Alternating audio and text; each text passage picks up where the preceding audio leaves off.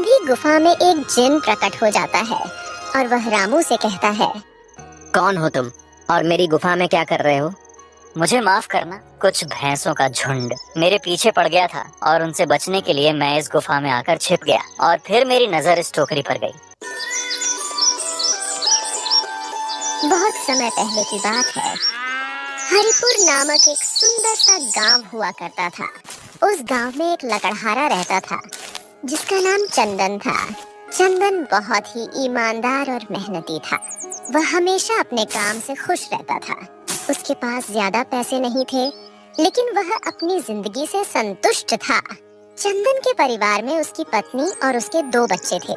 चंदन सेठ हरि ठाकुर के यहाँ लकड़ी काटने का काम करता था और लकड़ी काटने के बदले में सेठ हरि ठाकुर चंदन को पैसे देता था, जिससे चंदन और उसके परिवार का गुजारा होता था।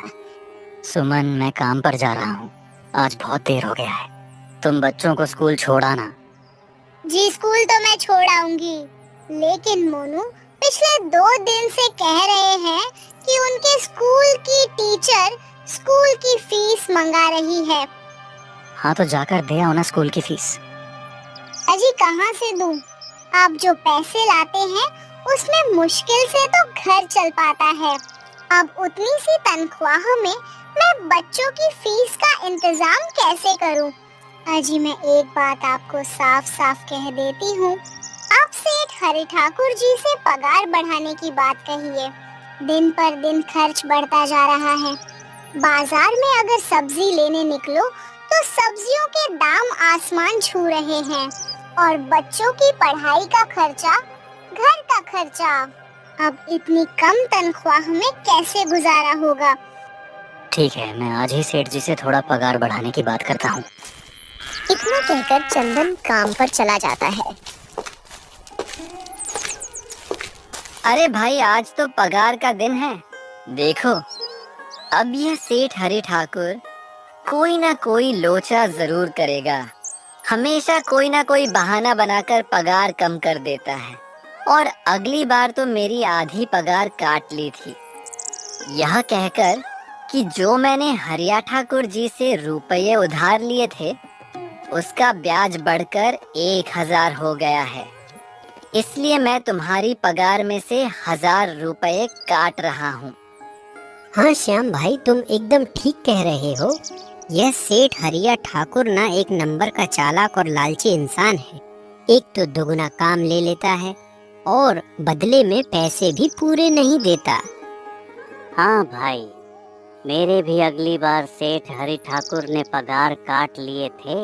मैंने बस 2 छुट्टी ली थी जब मेरी बिटिया बहुत बीमार थी और इस हरि ठाकुर ने इस बात का फायदा उठाकर मेरी पूरी आधी पगार काट ली। हे भगवान, बस सेठ जी इस बार मेरी पूरी पगार दे दें। बच्चों के स्कूल की फीस भी भरनी है। ऐसे सभी लकड़हारे अपने काम पर लग जाते हैं।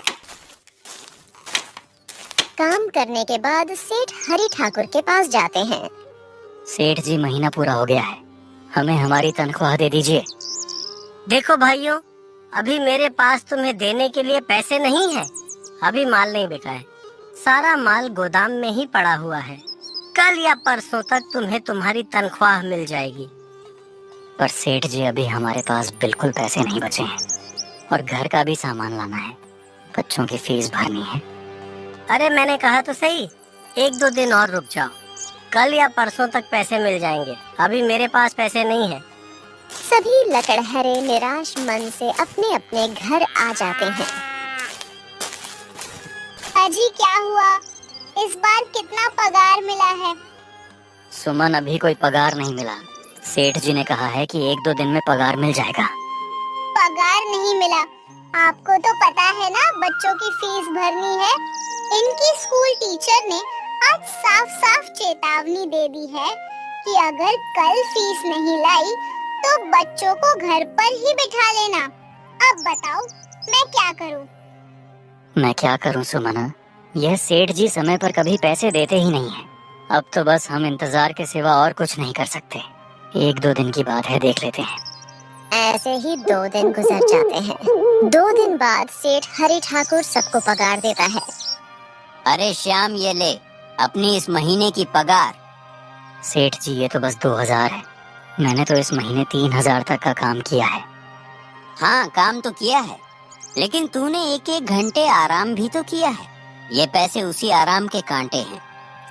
पर सेठ जी आपने तो कहा था 8 घंटे काम के महीने में 3000 मिलेंगे, और मैंने तो 8 घंटे काम किया और 1 घंटे आराम। देख श्याम, मुझे ज्यादा हिसाब किताब ना समझा। ये 2000 रख अगर चाहिए तो, और अगर नहीं चाहिए तो कहीं और काम ढूंढ ले। बेचारे श्याम के पास उन पैसे को लेने के सिवाय और कोई रास्ता नहीं था। श्याम चुपचाप वह पैसे रख लेता है।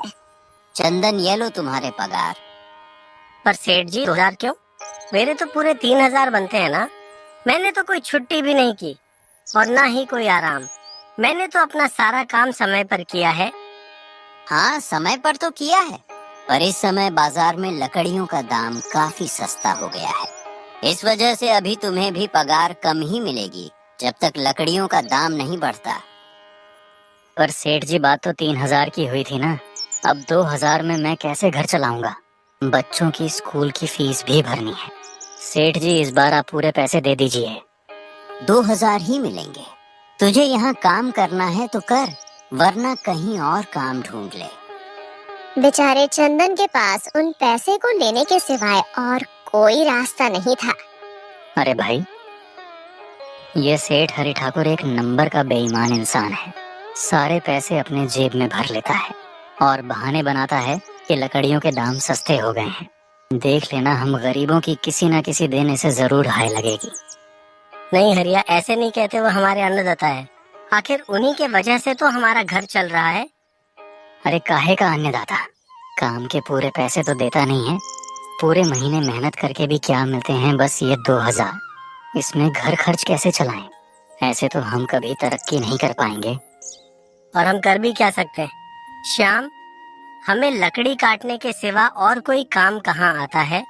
और कोई काम खोलना भी चाहे तो उसके लिए हमारे पास इतने पैसे कहाँ हैं? अब जो भी हो, हमारा तो बस ये सेठ हरि ठाकुर ही सहारा है। कुछ देर बातें करने के बाद अपने घर की ओर निकल पड़ते हैं। जी आ गए आप। कितनी पगार मिला है? सुमन, इस बार सेठ जी ने बस 2000 ही दिए हैं। बस 2000? इतने में कैसे घर चलाएंगे? बच्चों की फीस में ही हज निकल जाएंगे, फिर 1500 में क्या क्या करेंगे? अब मैं क्या कहूँ सुमन, अब तुम्हें इसी में ही गुजारा करना होगा। तुम सबसे पहले बच्चों की फीस भर देना, इसके बाद बाकी का मैं देखता हूँ। अजी, आप क्या देख लोगे? सेठ जी से पूरे पैसे तो मांगे नहीं गए आपसे। नहीं सुमन, मैंने सेठ जी से पैसों के लिए कहा था, पर सेठ जी ने साफ इनकार कर दिया और कहा यह लेना है तो लो, वरना कहीं और काम ढूंढ सकते हो। मैं सोच रहा हूँ कि लकड़ी काटने के बाद में कहीं और भी काम ढूंढ लूं। सेठ जी के यहाँ से काम करने के बाद मैं दूसरी जगह पर काम किया करूंगा, इससे कुछ ज्यादा आमदनी हो जाएगी। आज ही मैं सेठ जी के यहाँ पर काम करने के बाद और भी जगह काम ढूंढने जाऊंगा। इतना कहकर चंदन काम पर निकल जाता है और जैसा कि चंदन ने कहा था, वह हरि ठाकुर के यहाँ काम करने के बाद काम की तलाश में निकल जाता है। चंदन पूरे गांव में काम ढूंढता है, दुकानों दुकानों पर जाकर लोगों से काम मांगता है, मगर हर जगह रामू को केवल निराशा ही हाथ लगती है। अंत में थक हार कर चंदन वापस जाने लगता है।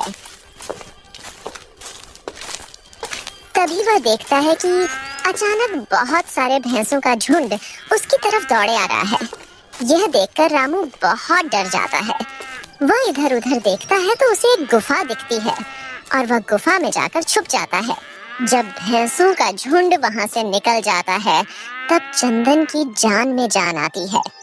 हे भगवान, आज तो बाल बाल बच गया मैं, वरना आज तो मैं इन भैंसों के पैरों तलों तो कुचला ही जाता। पर ये मैं कहाँ आ गया? चंदन यह सब सोच ही रहा था कि तभी उसकी नजर गुफा में रखी एक टोकरी पड़ जाती है। चंदन उस टोकरी के पास जाता है। यह कैसी गुफा है? यह कैसी टोकरी यहाँ पड़ी है? इसे मैं घर ले जाता हूँ, सामान रखने के काम आ जाएगी। चंदन जैसे ही उस टोकरी को हाथ लगाता है, गुफा में से एक आवाज आती है। रुक जाओ, इसे छूने की कोशिश मत करो। यह आवाज सुनकर चंदन एकदम पीछे हट जाता है। तभी गुफा में एक जिन प्रकट हो जाता है और वह रामू से कहता है, कौन हो तुम और मेरी गुफा में क्या कर रहे हो? मुझे माफ करना, आप जो भी हो, कुछ भैंसों का झुंड मेरे पीछे पड़ गया था और उनसे बचने के लिए मैं इस गुफा में आकर छिप गया और फिर मेरी नजर इस टोकरी पर गई। माफ कीजिए, मुझे लगा यहाँ कोई नहीं है, तो यह टोकरी किसी की नहीं होगी, इसीलिए मैंने इसे छुआ। चंदन, तुम्हें डरने की जरूरत नहीं है। मैं तुम्हारे बारे में सब जानता हूँ। मेरी नजर एक बार भी जिस पर पड़ जाती है, मैं उसका इतिहास अपनी खुली आंखों से देख सकता हूँ। पर आप हैं कौन और आप इतने विचित्र क्यों दिखाई पड़ रहे हैं? आप अपना परिचय दीजिए, कौन है आप? मैं एक जिन हूँ और मैं कई सालों से इस गुफा की रक्षा कर रहा हूँ। यह गुफा मेरे पूर्वजों की है। इस गुफा में केवल वही इंसान घुस सकता है जिसका मन बिल्कुल पवित्र हो। अगर तुम अपवित्र होते तो तुम इस गुफा में कभी नहीं घुस पाते। तुम एक सच्चे इंसान हो, इसलिए तुम इस गुफा में घुस पाए और इस टोकरी को छू पाए। अब तुमने इस टोकरी को छुआ है तो ये टोकरी तुम्हारी हो।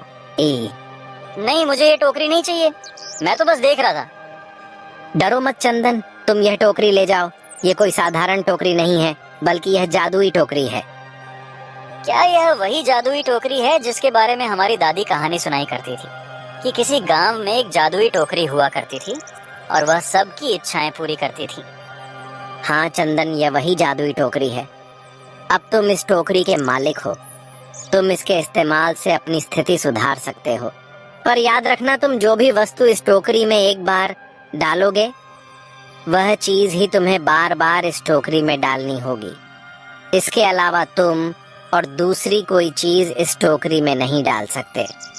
अगर तुमने ऐसा किया तो इसका परिणाम तुम्हें ही भुगतना होगा। मेरी इस बात को हमेशा ध्यान में रखना और सोच समझकर बिना लालच किए इस टोकरी में वही सामान रखना जिसकी तुम्हें जरूरत हो। चंदन टोकरी को लेकर घर आ जाता है। सुमन, ये देखो, ये मैं क्या लेकर आया हूँ। $2 लाख। क्या लाए हो आप? बस यह एक टोकरी। सबसे पहले ये बताइए, आप तो काम की तलाश में गए थे ना, तो कोई दूसरा काम मिला कि नहीं? अरे सुमन, मेरी पूरी बात तो सुनो। ये कोई ऐसी वैसी टोकरी नहीं है, बल्कि ये एक जादुई टोकरी है। चंदन सुमन को वह सारी घटना के बारे में बताता है जो उसके साथ हुई। अच्छा, तो आपका कहने का मतलब है कि इस टोकरी में हमें कोई ऐसी चीज डालनी होगी जिसकी हमें सबसे ज्यादा जरूरत हो। सुमन, तुम्हें याद है एक बार मैं जंगलों में लकड़ियां काटने गया था तो मुझे एक चंदन की लकड़ी मिली थी और वह मैंने तुम्हें लाकर दे दी थी। हाँ, दी तो थी। तो तुम उस लकड़ी को ले आओ। हम उस चंदन की लकड़ी को ही इसमें डालेंगे और उस लकड़ी से अपना एक व्यापार शुरू करेंगे। सुमन चंदन की लकड़ी को ले आती है और उसे टोकरी में डाल देती है। वह जैसे ही चंदन की लकड़ी उस टोकरी में डालते हैं, उसमें कई सारी लकड़ियां आ जाती हैं। अरे वाह, ये तो चमत्कार ही हो गया। ये देखिए, कितनी सारी चंदन की लकड़ियां हो गई। अगर आप इसको बेचेंगे तो इससे काफी अच्छे पैसे मिलेंगे। हाँ सुमन, मैं कल सुबह बाजार जाकर इनको बेच आऊंगा और जो पैसे मिलेंगे उससे हम अपने मोनू और के स्कूल की फीस भर देंगे और बाकी बचे पैसों को संभाल कर रख लेंगे।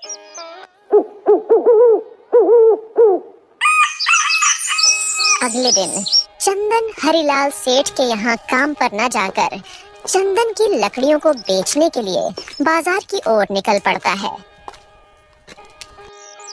वहाँ पर चंदन की लकड़ियों को बहुत ही कम दामों में बेचा, जिसकी वजह से आम लोगों के साथ साथ बड़े व्यापारियों ने भी रामू से चंदन की लकड़ियां खरीदी। लकड़ियों को बेचकर रामू को काफी अच्छे पैसे मिले। पैसों को लेकर चंदन घर आ जाता है। ये देखो सुमन, उन लकड़ियों को बेचकर मुझे कितने सारे पैसे मिले हैं। ये लो कुछ पैसे, इससे तुम कल मोनू और के स्कूल के फीस भर देना। अच्छा, तो मैं काम पर जाता हूँ। अजी, आपके पास तो अब यह जादुई टोकरी है, तो अब आपको उस सेठ हरिलाल के यहाँ काम करने की क्या जरूरत है?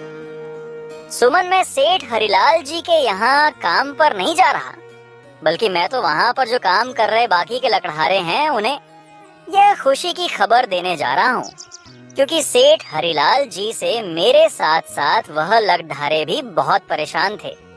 इसलिए अगर मेरा भला हो रहा है तो क्यों ना मैं उन सबका भला करूं। वह सभी बहुत ईमानदार लकड़हारे हैं, वह सभी बहुत मेहनत से काम करते हैं, मगर लालचंद ने कभी भी उनको उनकी मेहनत के सही पैसे नहीं दिए। इसलिए मैंने सोचा है क्यों ना मैं उनको अपने इस काम में शामिल कर लूं।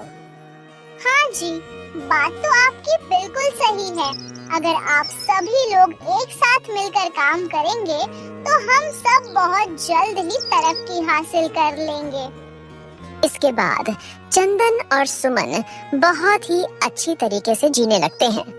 तो दोस्तों, यदि आपको कहानी पसंद आई है तो प्लीज वीडियो को लाइक करें, चैनल को सब्सक्राइब करें और वीडियो को बहुत ही ज्यादा